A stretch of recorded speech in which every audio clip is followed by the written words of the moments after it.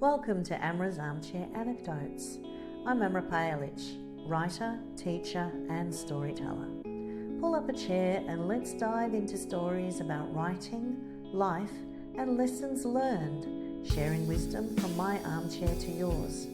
You can find the episode show notes, your free episode handouts and my how-to guides at amrapayalich.com/podcast.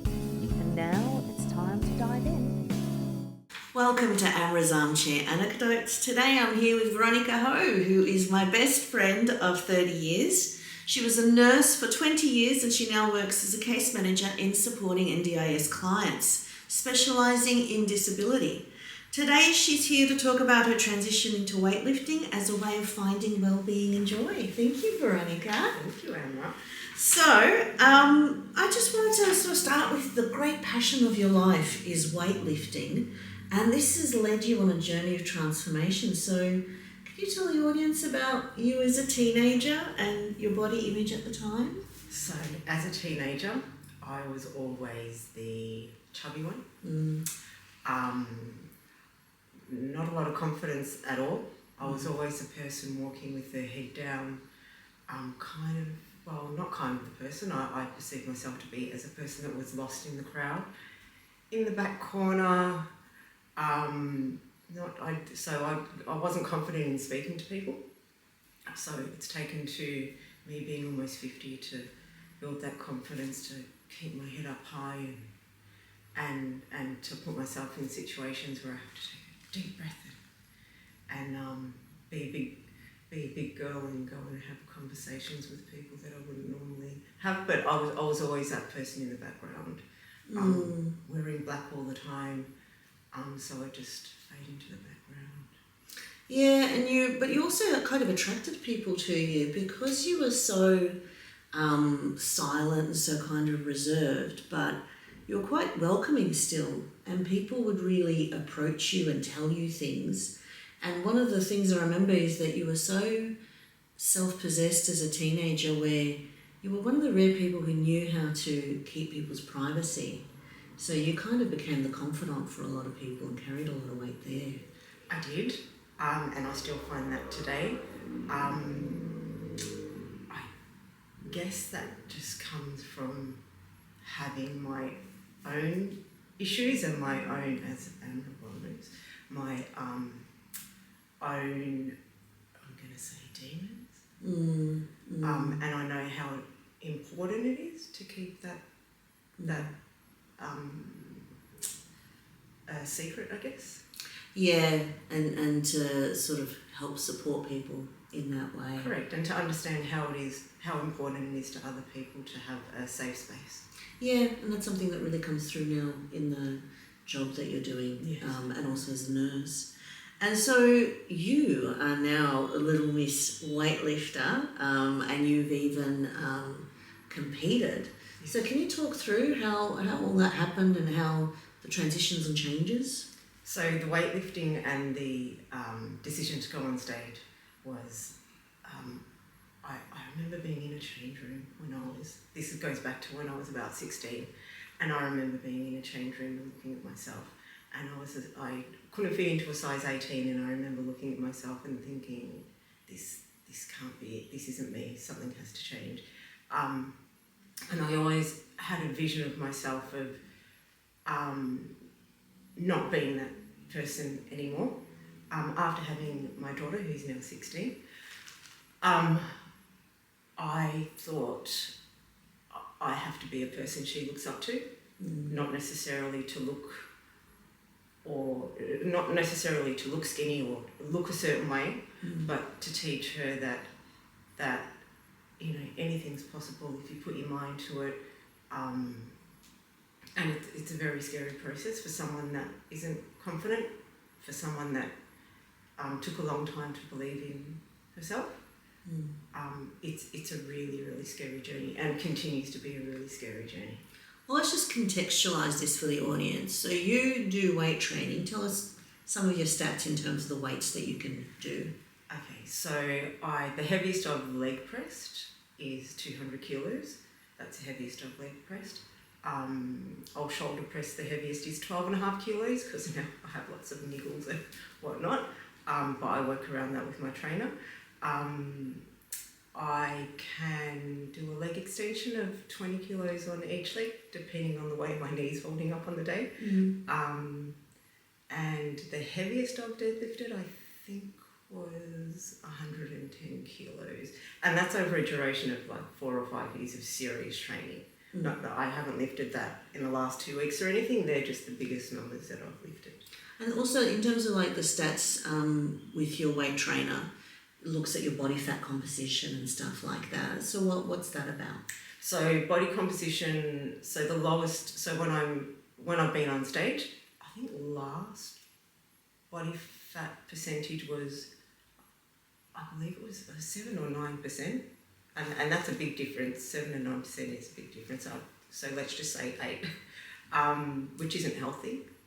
So when I come off stage, I go on a different training regime to put on the weight correctly. And to put it in terms of size, maybe a size 6. And then I'll go up to a comfortable size 10, which is what I am now.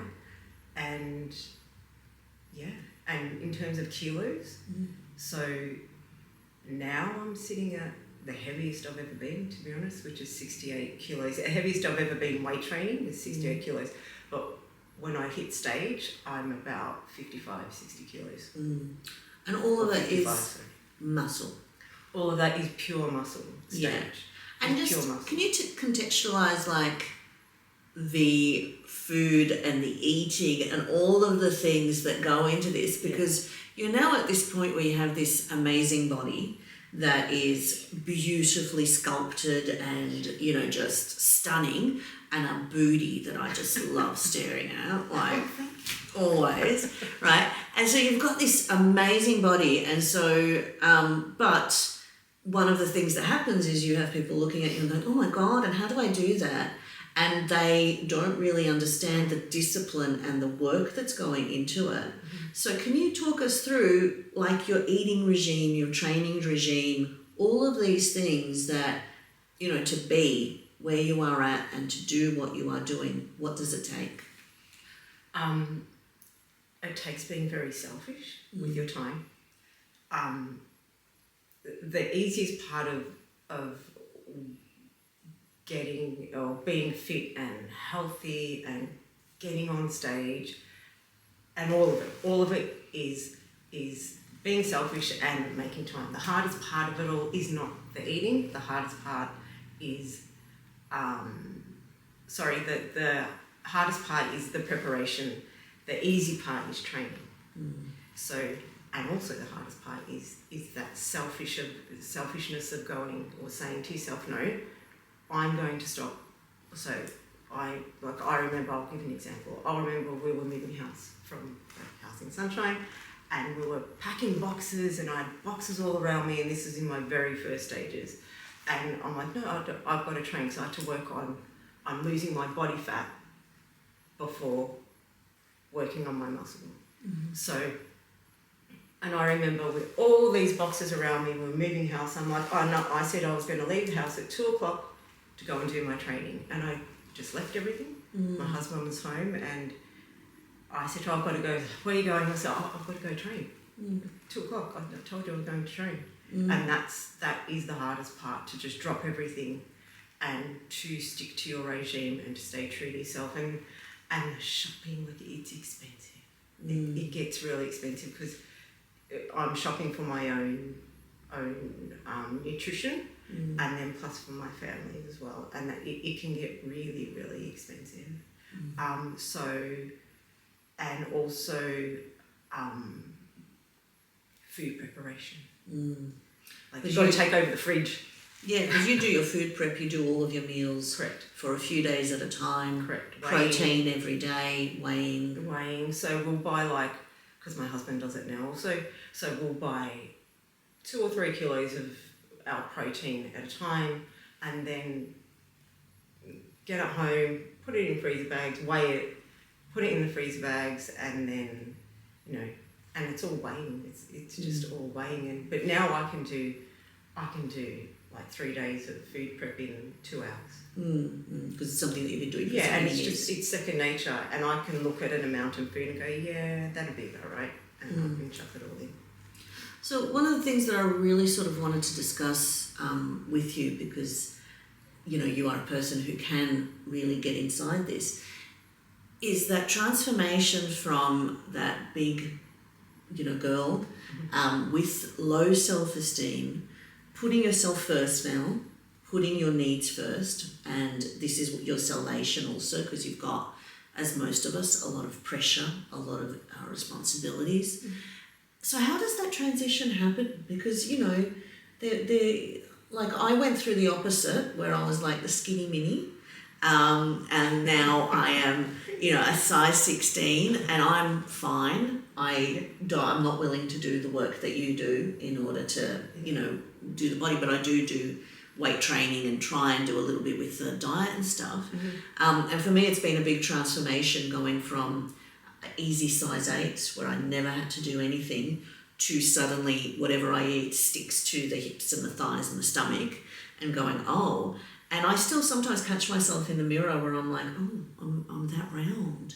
I still have that image in my head of me from 18 years old. Yep. And for you, it's the opposite. Well, I still have that image of the 100 kilo teenage girl. And people go, oh, you're such a good body, this, that, and you look so fit. And sometimes I do look in the mirror and go, oh, I do look quite fit. But as people close to me know, I don't dress. I don't dress to show off my body. I'm not used to attention, and I don't love myself or anything. I'm very proud of how far I've come. I'm not going to deny that, because bloody hard work. But I don't like to draw attention to myself either. So I still do sometimes feel like that 100 kilo girl that still has to remind herself to head up. Stand with your head up or walk with your head up, because I will still sometimes catch myself walking with my head down, and I correct my 16-year-old daughter on popping your head up, which is really hard to do. And have there been, because we've had these conversations about reactions where sometimes people are kind of threatened, or they sort of have these conversations where they're looking at you and they're somehow judging themselves against you in a negative way. How has that been? Confronting for me, because I've never been, I don't know, put this right, but I've never been a person to, we all judge one way or another, right? We're only here. Hey, it's my hobby. It's my hobby. And I'm not going to deny that I do that. Again, because we're only human. But I've never been one to take a compliment well. So when someone reacts to me, I'm like, what for? Like, it's my hard work. And sometimes I get it, sometimes I don't. And I think sometimes I've become oblivious to it, but there have been a couple of times where I give up a vibe as well. So I give off a vibe where I don't want attention, so I can just make a certain face where people kind of stay away from me, which I think I do quite well, which sometimes doesn't do very well for myself. But there have been a few times where I've been confronted with the perception of what people think of me.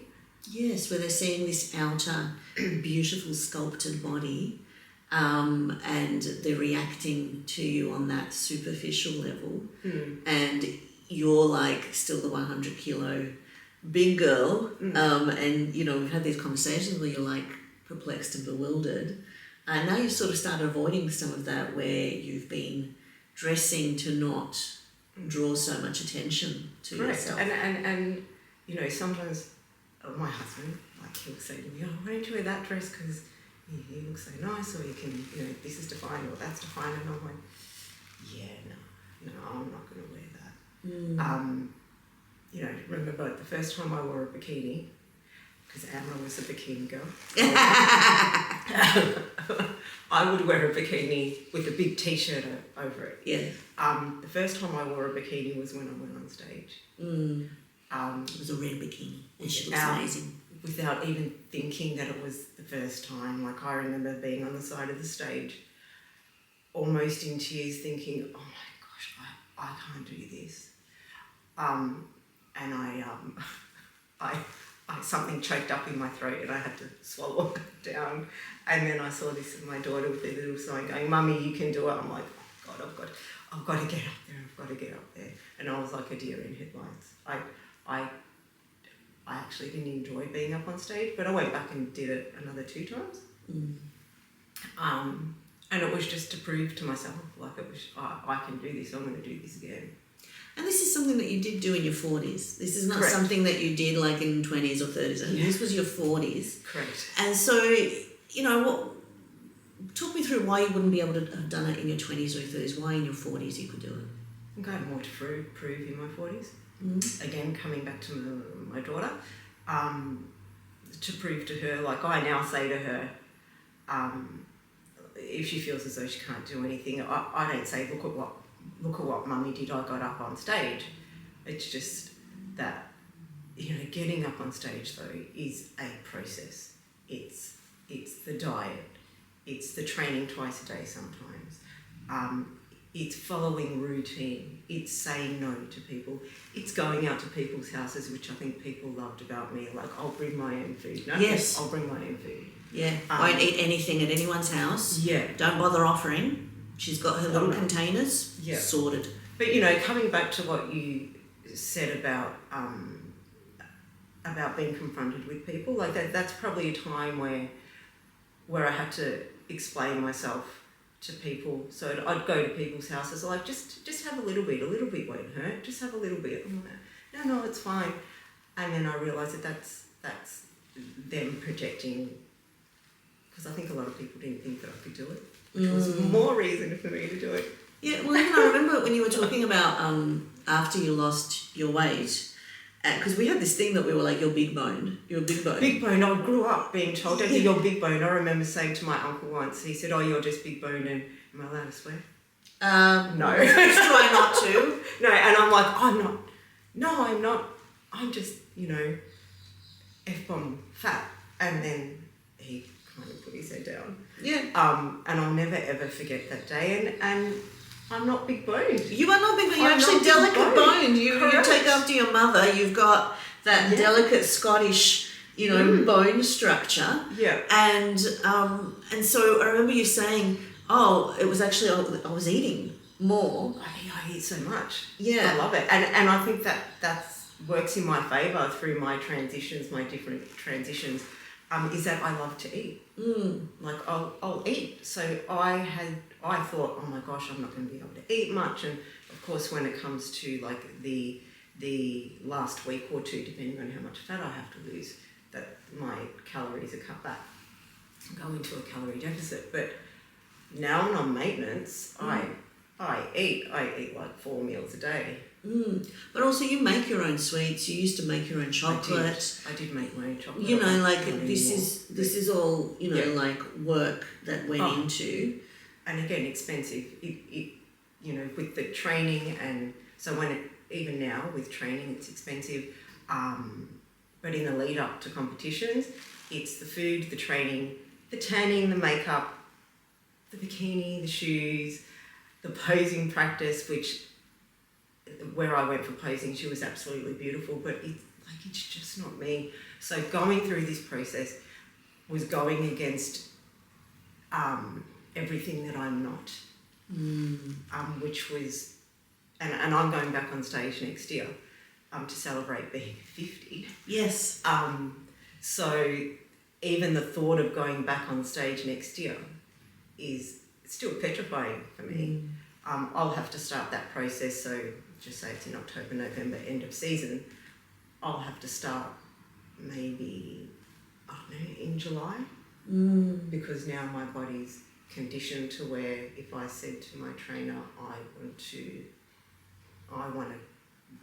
cut in 3 months, no worries. I can have my abs in 3 months. I don't have abs now, but yeah, back to the process going against everything that I am, like every ounce of what I'm not, which makes it really hard, challenging and rewarding at the same time.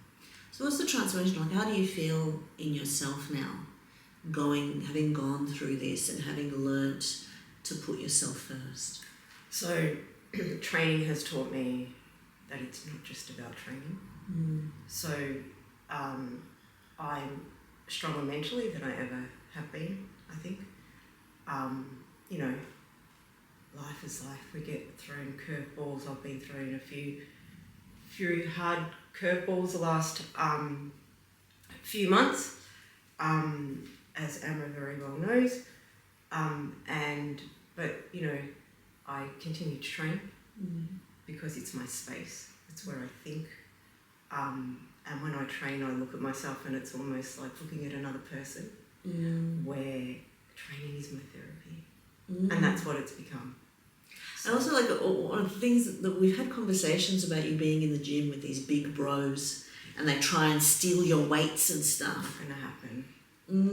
Not going to happen, or I'll just get to a machine or something like that, or a little bench space, and then I'll get a tap on the shoulder after I've wiped down everything. They may think I'm finishing, but I've got my bag there, and they go, have you finished? No, I'm just getting started. Yeah. So there's like a certain strength that you project, and like when we were talking earlier, like it's all about body image, and it's not about how we look. It's about being healthy, but it's also about what we tell our daughters. And so, you know, what's the message that you're wanting to give to your daughter and to all women out there? Just to not be afraid of becoming the person that you truly want to be. Just don't be afraid of it. You're going to get people that don't like it, but if you're surrounded by people that truly love you and accept you, which I'm extremely blessed with, my circle is very small for good reason. Just don't be afraid. Just, take that big step. Don't be scared. If you fail, well, there's no such thing as failing. If it didn't work out this time, give it a rest, go back next time. When I competed, like everything comes back to competing, but when I stepped on stage 3 times, I didn't place 3 times. And it's just about getting up there, going through the process, looking at it like it's a damn expensive process, and I keep saying that, but it truly is. And the example, my last bikini was $600 just for the bikini. Yeah. And then everything else on top of that. So it's a good, say, $3,000. And I felt guilty about spending that money. I pulled out. I remember pulling out of one the night before. The night before, I remember pulling out, and I made the excuse of, I don't want to step on stage because I know how much it's going to cost the next day. But I'd already done the hard work and paid for the bikini and paid for everything. It was just an excuse. Don't make excuses, like it's because you look back and go, shoulda, coulda, but didn't. Yeah, and like also that thing of, at this point in our lives, taking those risks, and it's more about just trying, and it doesn't matter what the result is. It's just the actual experience. Yeah. And that freedom of then trying for bigger things, and then, and it is such a struggle as a woman, especially, where we spend all our lives sort of thinking about other people. And you more than me, for example. One of the conversations we have is that I'm selfish, she is selfless. If we could give each other a little bit of each, we would make the perfect person. So true. And we're perfect together. So we're perfect together. Yes, we're actually soulmates. We complement each other perfectly. Our husbands are just fellas we live with. Witnesses to our lives. But yeah, there is that strength of kind of, you would rather almost regret trying something even if it didn't work out than regret not even. Yeah. You know? But I've got the confidence more so now, even in perimenopause, peri I call it, in my perimenopause journey, I'm going to say, I'm really at that stage where, or at that moment in my life now where, you know,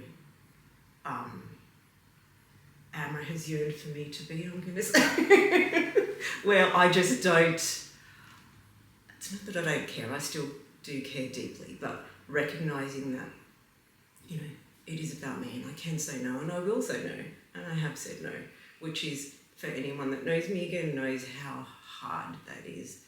And there's nothing wrong with saying no. Say yes to those that love you and care for you, and, you know, I've got everyone in my life, if I called them and I was on the other side of the world, I know that they'd be there in a heartbeat, and vice versa. And they're the only people I need in my life. But in perimenopause, I don't know what it is, I love it.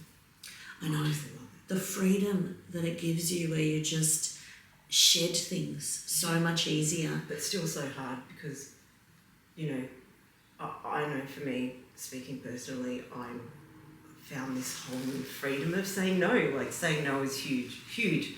But also, there is so much that happens in our lives that we can't change. No. So as much as I feel like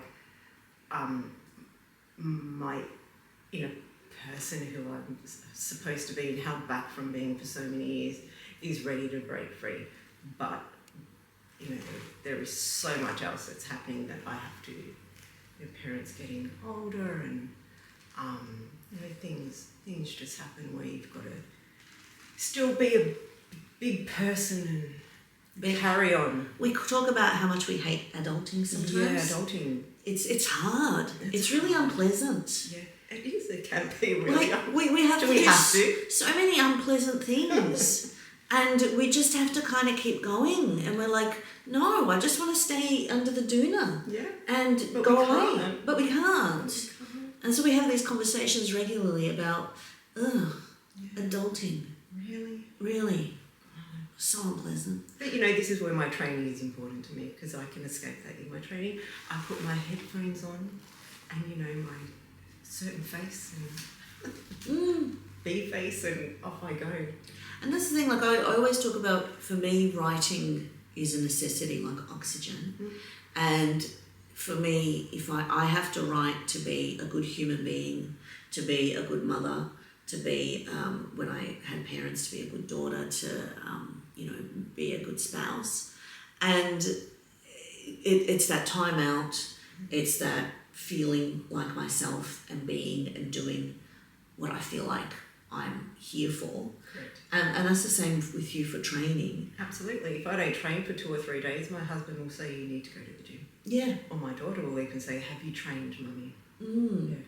And one of the things I sort of wanted to pick up was what we were talking about in terms of body image, the way that your conversations have changed and what you talk about.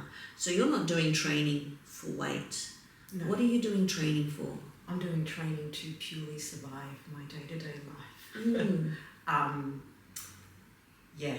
So, and I'm also doing training because if, you know, if I do decide to go back on stage, which will be next year, or I can just take on anything. Like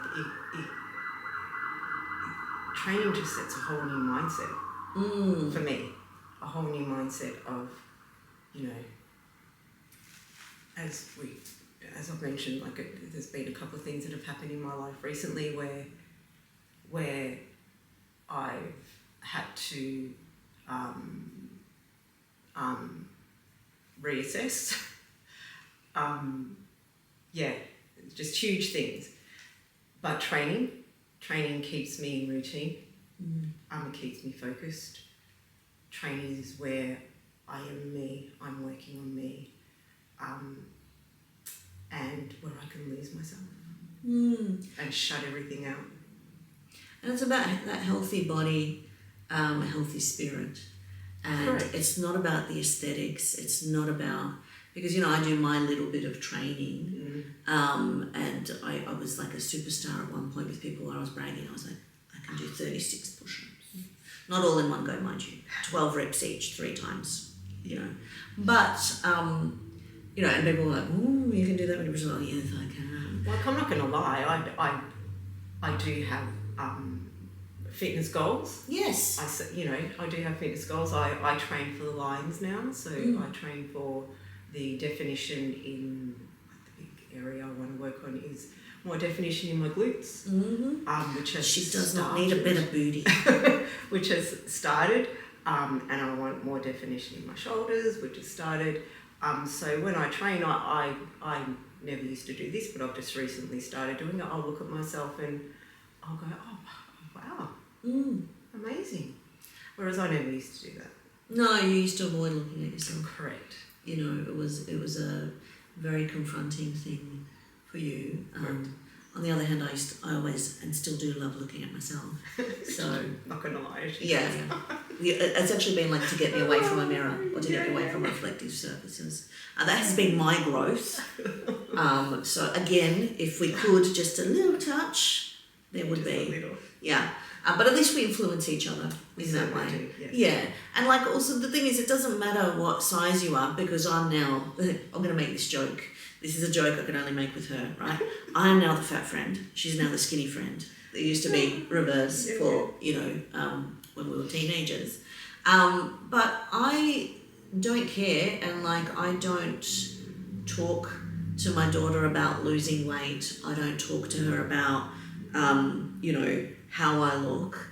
I'm completely free with my body, because what I do in terms of my little bit of training, in terms of, you know, every second day going on the treadmill with a 10 kilo vest and weights on my legs, and doing my, you know, weight training that I do with my 12 kilo weights. It's just about my body. It's about maintaining the physicality of my body, of my bones, and the strength of my bones. Yep. And then there's things that I do that I'm using the protein shake that she uses with the creatine in it, so that, you know, for the body and maintaining the body. And so, you know, like I've got more body fat on me, and I always will, because unless I actually start caring and putting more time into it, but I'm not really bothered. And so it's about that healthy outlook, about feeling healthy. Absolutely. About feeling good in who you are. Yep. And, you know, it's not about size. And I think the other thing is, a lot of women are now starting to realise, like, you know, we now know that at our age it's really important to do the weight training for our muscles and for our bones, especially in perimenopause. Like, this is where the health comes into I'm it. praying that all the work I've done previously is going to benefit me through this peri journey. Yeah, well, it has, because I'm on Enjoy lots the of process. medication for lots of different things. Yeah. You are not. Yeah. So I'm like medicated to the eyeballs in terms of, you know, blood pressure, diabetes. I'm not laughing because it's funny, because it's not. Yeah, and I'm also on hormone replacement therapy, and you are. Everything is perfect in terms Almost. of, yeah. So Except for iron. except for iron, Except for yes. And that's the joys also of perimenopause. Correct. Now you've got me saying peri. But it's got to be peri. It's going to be peri. It's that bit of spice. Yeah, that bit of spice. That bit of spice in life. And also it's got a bit of a bite. It does. Yeah. And, you know, I love the bite that I've got now. Yes. I never used to have bite. I always had the bite, but in my head. So I'd have the bite in my head, having the conversations in my head. Now those bites are coming out. Not in a nasty way, as you know, because that's not my nature. But I just can't be bothered. I think I'm just a bit over it. Well, that's There's the joy. nothing wrong with that. That's the joy, because, I mean, my problem is I've been too confrontational. So for me, finding that balance of not constantly biting. But it's also like where it's like, okay, I'll put a bit of energy there and take the pressure off and deal with it. But knowing that sometimes it's not worth it, you know, good day. Good day. Good day. Yeah, it really helps. So I think I just wanted to see, any last words on the power of weightlifting for well-being and joy? Power of weightlifting of well-being and joy is that just keep going. There are days, so many days, where I just cannot be bothered. It's like, really? Now my daughter says to me, Mum, now I've changed from 3 days to 5 days of training, which I promised myself I would do. Kept the promise to myself, and it's really important just to understand and to have your reason why. If your reason is to lose 20 kilos in 3 months, that's not going to happen. Make your reason realistic. Because if it's not, you will probably put the weight back on again. You will feel like a failure. And just make it realistic and make it about you. It has to be about you and no one else, and for no one else's purpose. Right, you, Rory? Yeah, and I think that's sometimes when people get into for aesthetics and for other people looking at them, because even though you might look a certain way, it's your brain. You're still the same person inside. Of course, and that's, it just has to be for your own right reasons. I'm still that 16-year-old person inside at times, and I'm going to be 50 next year. And it's just a constant journey that I'm on. And I thought, if I lose, I think I lost almost 60 kilos at one point when I was at my extreme lowest weight. And then I thought, how come my life hasn't changed? Yes, that was like me. I had a nose job when I was 17. And I thought, my life, it's going to be magical and wonderful. And got out of the hospital and I'm like, it's the same life. And you're like, but this was supposed to change everything. It doesn't. No. But the journey makes you stronger. The journey is so empowering. Yeah. So empowering. And I think also that thing about routines, where when you have these routines and you commit to making yourself the priority, it just kind of settles everything, because when you are struggling to achieve, if you're achieving this goal, where you've set a goal in terms of, for me, the little exercise goals that I've got, achieving those means that then I can go on to the next thing. Correct. And achieve that. Correct. And so it really is about that mental strength and finding putting boundaries in. Putting boundaries in that other people will go, she's serious. She's serious about this. She ain't mucking around. Yeah, because you have got a lot of people who rely on you and are used to you being very available. Correct. And so that's been a big transition too. Correct. Yeah, putting those boundaries around. Well, thank you so much for coming in and talking about your amazing transformation and about body and mind and fitness. I hope you enjoyed this episode. Thank you. Thank you for tuning in to Amra's Armchair Anecdotes. If you enjoyed today's episode, don't forget to subscribe and follow for more insights, stories and inspiration. From my armchair to yours, remember, every story begins with a single word.